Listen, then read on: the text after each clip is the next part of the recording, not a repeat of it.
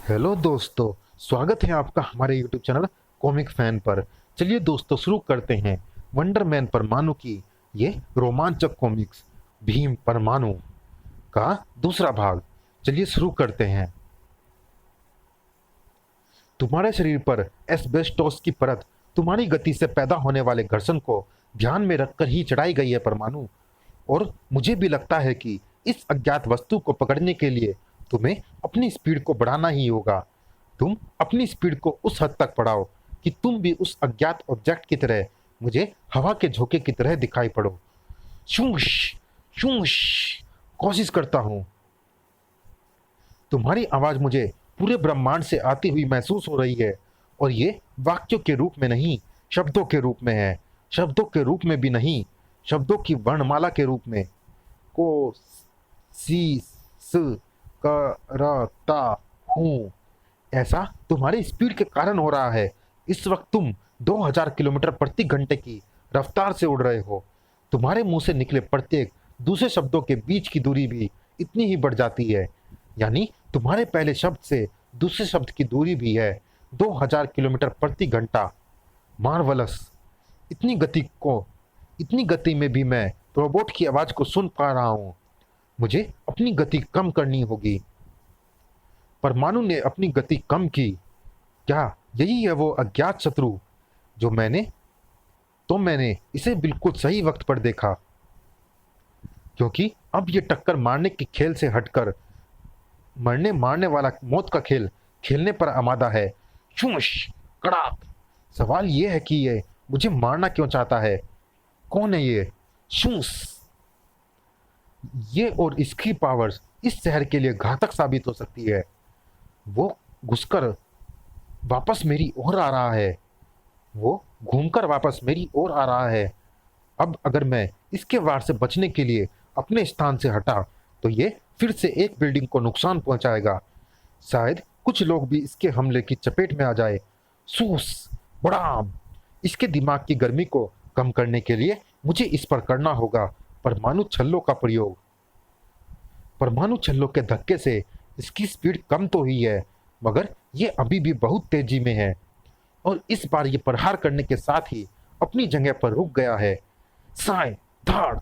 अब इससे पहले कि ये तैयार होकर दोबारा मुझ पर झपटे, एक हाथ में भी इसको जमा दूं। स्पीड के कारण परमाणु का वह पंच एक जोरदार धक्के का कारण भी बना। शत्रु को दूसरी चोट उस धक्के के कारण लगी थी, जिसने उसकी सुध-बुध को भी लगाया था। क्षणिक धक्का। हूं। परमाणु उसके होशो हवास छीन लेने के पूरे पूरे मूड में था। धाड़। बहुत देर से हैरान और परेशान कर रहा था। तू मुझे नामुराद था नहीं, अभी भी कर रहा है। खचा। उफ। उफ। मुझे कुछ हो रहा है। कृर। तेरे जैसे और कितने हैं इस धरती पर? उन सब की शारीरिक ऊर्जा को भी चूस जाएगा चासू। ये मेरी ऊर्जा चूसने की चेष्टा कर रहा है। परमाणु को तुरंत ट्रांसमिट होना पड़ा। तुझे शायद पता नहीं है कि तेरा सामना परमाणु से है। घबरा नहीं, तुझे हैरानी में छोड़कर नहीं जाऊंगा। ताड़। अवसर मिलते ही ये अपनी सुपरसोनिक स्पीड दिखा सकता है, जबकि मैं इसको रिक्शा की स्पीड से भी भागने नहीं देना चाहता। परमाणु ने चासू का शस्त्र उठाकर उसी पर खींच मारा। भीषण दर्द इसका ध्यान बटाएगा और ये कुछ क्षणों तक भागने की सोच नहीं पाएगा। खचाक। जब तक तब तक मैं इसे नीचे पहुंचा दूंगा, वहां जहां स्टील मिल की भट्टी पर पिघलती आग भरी है, यानी पिघलता लोहा। धड़। टनाक। अब इस भट्टी में भरा सारा पिघला लोहा मैं नीचे पलट दूंगा। पिघलते लोहे की हद में आने से बच नहीं सका था चासू। आ आ आ। मैं जानता हूं कि तुम इस तड़प को बर्दाश्त नहीं कर पाएगा और यहां से भागने की चेष्टा करेगा। सूस।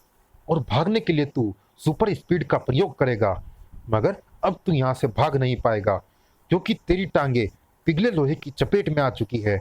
उस पर मैंने ढेर सारा पानी उड़ेल दिया है, जिससे पिघला लोहा ठंडा होकर जहां का तहां जम गया है। अब तू यहां से जा तो सकता है, मगर बगैर टांग के, यानी जमे लोहे में जमी अपनी टांग को काटना पड़ेगा तुझे। ताड़। वेल डन परमाणु। तुम्हारे रहते दिल्ली की ओर कोई बुरी नजर उठे भी तो उसकी पलकें ज्यादा देर तक खुली नहीं रह सकती। मेरी तारीफ करना छोड़ो प्रोबोट। खूंखार डायनासोरस के भयानक हमलों के बाद से अब तक एक के बाद एक घटना चक्र घूम रहा है। आखिर कहां से और क्यों आ रहे हैं मकड़ा और चासू जैसे खलनायक दिल्ली की जमीन पर? शायद कोई इम्तिहान ले रहा है दिल्ली की शक्ति का परमाणु। लेकिन मुझे खुशी है कि उसको मात देकर हम उसके एक एक इम्तिहान में पास हो रहे हैं, और वो भी डिस्टिंक्शन के साथ। अरे वह क्या है? क्या हुआ प्रोबोट? क्या फिर कोई मुसीबत? शायद एक विशालकाय जिप आकाश में दिखाई पड़ रहा है। लोग कौतूहल भरी निगाहों से उस आश्चर्यजनक जिप को देख रहे हैं। कैसी जिप है ये? ये जो कुछ भी है कोई नई मुसीबत हो सकती है। भीड़ को यहां से हटाओ। कौन हो तुम? तुम लोगों की भाषा में मैं धूमकेतु हूं। तुम लोगों ने ही पृथ्वी से इम्पैक्टर नामक यान छोड़ा था जो अपनी पूरी गति व ताकत के साथ आकर मेरे उस ग्रह पर टकराया जिसे मैं अपने दूसरे ग्रह के अलावा आबाद करने वाला था। ये ठीक वैसा ही है जैसे तुम पृथ्वी के अलावा चांद या मंगल पर अपनी दूसरी दुनिया बसाओ। शायद तुमने ऐसा मेरे ग्रह की भौगोलिक जानकारी का पता लगाने के लिए किया, मगर तुम लोगों ने यह नहीं सोचा कि यदि धूमकेतु पर इस पृथ्वी के समान ही जीवन हुआ तो वहां पर इम्पैक्टर के टकराव से कितनी भयानक तबाही व बर्बादी होगी। भविष्य में तुम लोग सैकड़ों निर्दोष लोगों की मौत का कारण बन सकते हो। अब मैं इस ब्लू प्लेनेट को तबाह करके जाऊंगा। अपने ग्रह की ताकतों के साथ मैंने यहां हमला शुरू किया था, मगर परमाणु ने मेरी उन ताकतों को भारी शिकस्त दी है। मुझे परमाणु चाहिए क्योंकि उसके रहते मैं ब्लू प्लेनेट को नेस्तनाबूद नहीं कर पा रहा। अब इस ब्लू प्लेनेट की तबाही उसे मैं दिखाऊंगा। परमाणु मुझे दो, वरना इस शहर की ईंट से ईंट बजा दूंगा। देखना चाहते हो मैं क्या क्या कर सकता हूं? तो देखो। उफ, अचानक वातावरण गर्म होने लगा है। ये झुलसा देने वाली गर्मी है। इसकी नजरें शक्तिशाली लोगों पर है, कहीं ये मुझे भी ना ले जाए। गर्मी बर्दाश्त नहीं हो रही। फाउंटेन का पानी भी गर्म हो रहा है। गर्मी इतनी बढ़ गई है कि एसी ठप पड़ गए हैं।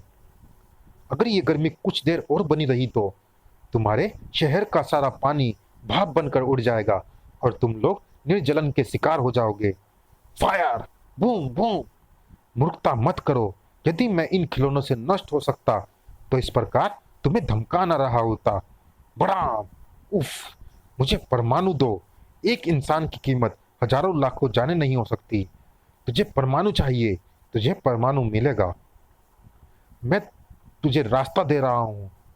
सर नहीं परमाणु, मत जाओ। हम तुम्हें खोना नहीं चाहते। इतिहास साक्षी है, एक बार पहले भी ऐसा हुआ था। एक राक्षस था जो आदमी खाने आया था। गांव के लोग एक एक कर अपने परिवार का एक आदमी उसको भेजते थे। एक बार किसी बुढ़िया के इकलौते बेटे की बारी आई। ये बात महाबली पांडव भीम से बर्दाश्त नहीं हुई। उसके बेटे की जगह वो खुद चला गया उस राक्षस का कोर बनने, और उस राक्षस का अंत करके ही लौटा। आज परमाणु भीम का रोल अदा कर रहा है। भीम परमाणु गया है तो उस राक्षस का अंत करके ही लौटेगा। हम उसकी प्रतीक्षा करेंगे। वेलकम परमाणु। अपने स्पेशल यान जिपर में धूमकेतु तुम्हारा स्वागत करता है। तो तू है वो आफत धूमकेतु। हम पृथ्वीवासियों के हाथों इम्पैक्टर के कारण तेरे ग्रहवासियों के साथ जो कुछ हुआ वो अनजाने में हुआ। उसका हमें अफसोस है।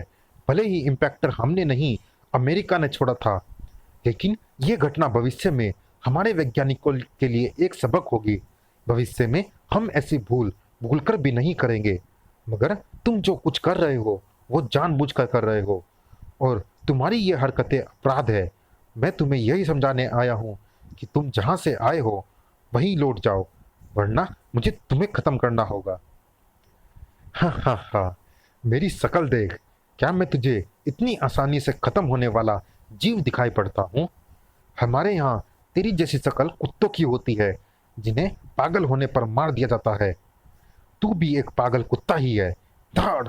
हाँ हाँ हाँ, जलती मोमबत्ती के पास आकर पतंगा खूब फड़फड़ाता है, मगर तेरा उछलना फड़फड़ाना व्यर्थ है। मैं एक शरीर नहीं हूँ, मैं अमीबा जैसे करोड़ों अरबों एक कोशिक के शरीरों से मिलकर बना शरीर हूँ। ये देख मेरे करोड़ों कोशिक के रूप। तू किस किस को मारेगा परमाणु? तू कुछ को मार देगा, बाकी करोड़ों को मारते मारते तेरा दम वैसे ही निकल जाएगा जैसे तेरे यहाँ के लोग मच्छर मारते मारते अपना दम निकाल लेते हैं, मगर उनका कुछ बिगाड़ नहीं पाते। चल, तूने यह तो स्वीकार किया कि तू मच्छर है, एक ऐसा मच्छर जो इंसानों की नाक में दम कर दे। हाँ हाँ हाँ। हूँ, मुझे ऐसा लग रहा है जैसे सैकड़ों सुइयां मेरे शरीर में चुभाई जा रही हो। ये मुझे मौत का कैदी बनाने की चेष्टा कर रहा है। इस कैद से बचने के लिए मुझे ट्रांसमिट होना होगा। मैं तुझे चैलेंज करता हूँ धूमकेतु, तू मुझे कैदी बनाकर दिखा। अगर तूने मुझे कैदी बना लिया तो मैं तेरा गुलाम बनने को शहर से तैयार हो जाऊंगा।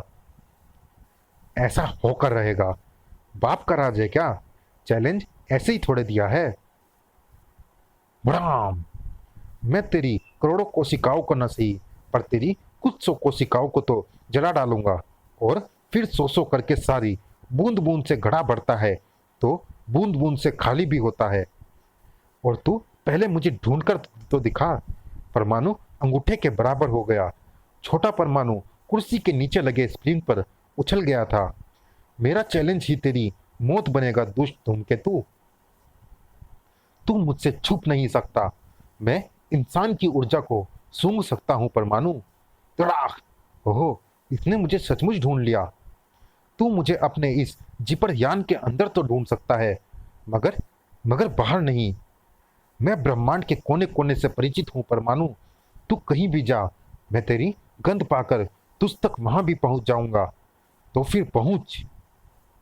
देख, मैं पहुंच गया परमाणु। अब तू पकड़ा गया। परमाणु वापस अपने संपूर्ण कद में लौट आया। पकड़ लिया है तो छोड़ेगा भी। और और ये क्या? मेरी सभी कोशिकाएं मेरा साथ छोड़ रही हैं। वो तो छोड़ेंगी ही, क्योंकि तू चैलेंज की उत्तेजना में अपने जिपर से सुदूर वायुहीन स्पेस में निकल आया है, जहां से लौटने में तुझे जितना समय लगने वाला है उतनी देर तक मौत तेरी प्रतीक्षा नहीं कर सकती। तू भूल गया कि तू एक कोशिकीय प्राणी है, यानी ऐसी कई लाख या करोड़ कोशिकाओं के समूह का झुंड।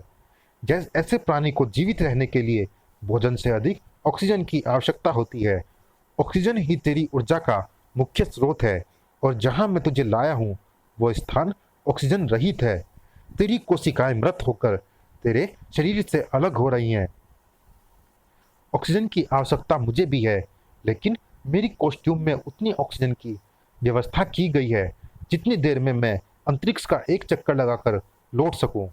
धूमकेतु द्वारा बार बार किए गए हमलों में एक बात साफ हो गई थी कि उसके पास अपनी कोई खास पावर नहीं है। वो सिर्फ दूसरी पावर्स के दम पर खुद को पावरफुल साबित करने की चेष्टा कर रहा था, और जब वो पावर्स एक एक करके खत्म हो गई तो उसे सामने आना ही पड़ा।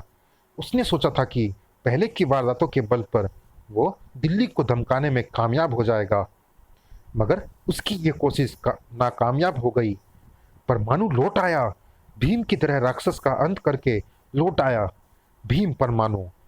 फिलहाल सब कुछ ठीक है प्रोबोट। हाँ, मैं जानता हूँ। समाप्त। चलिए दोस्तों, इस कॉमिक्स में इतना ही। ये रोमांचक कॉमिक्स कैसी लगी आप हमें कमेंट बॉक्स में ज़रूर बताइएगा।